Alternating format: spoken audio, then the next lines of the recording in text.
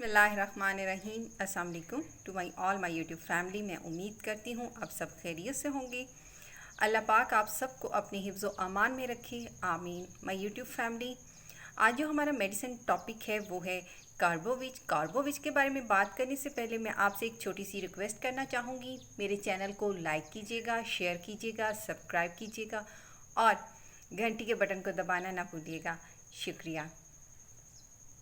आज जो हमारी मेडिसिन टॉपिक है वो है कार्बोविज। कार्बोविज के जो मेडिकल यूजेस हैं इस पे हम बात करेंगे। इसके पेशेंट की सिम्टम्स पे हम बात करेंगे।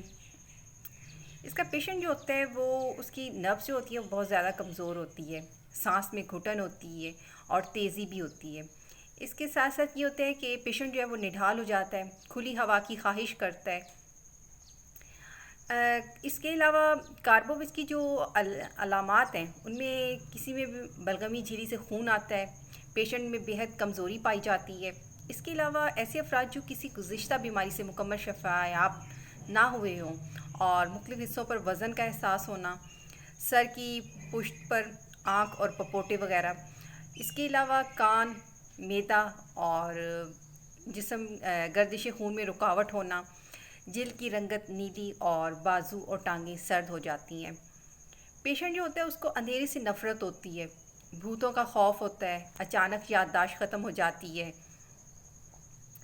इसके अलावा पेशेंट को ऐसा फील होता है जैसे किसी भी चीज़ की ज़्यादती के बायस उसके सर में दर्द हो रही है, बालों में दुखन होती है, चेहरा जो होता है वो पिलपिला होता है, सर पर पसीना आता है, रुखसार मैले और नाक जो होती है वो सुर्ख होती है। अक्सर पेशेंट की नाक से जो है नक्सीर, रोज़ाना साथ में चेहरा जर्द हो जाना, दबाव के बाद नक्सीर का आना, आंखें जो हैं वो उसमें काले धब्बे तैरते हुए नज़र आते हैं। पेशेंट को जो नज़र है वो कमज़ोर हो जाती है, पेशेंट की आंखों में जलन होती है, आंखों के पपोटों में दर्द होता है।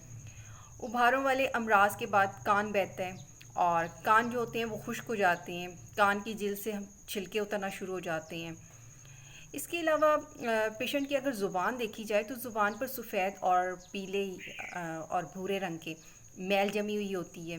दांत जो होते हैं वो हसास हो जाते हैं, यहाँ तक कि चबाना जो है कोई भी कोई गज़ा वगैरह खाई जाए तो चबाना पेशेंट के लिए मुश्किल हो जाती है। मसूड़े जो होते हैं वो अपनी जगह छोड़ जाते हैं और इनसे जो है वो ब्लीडिंग स्टार्ट हो जाती है।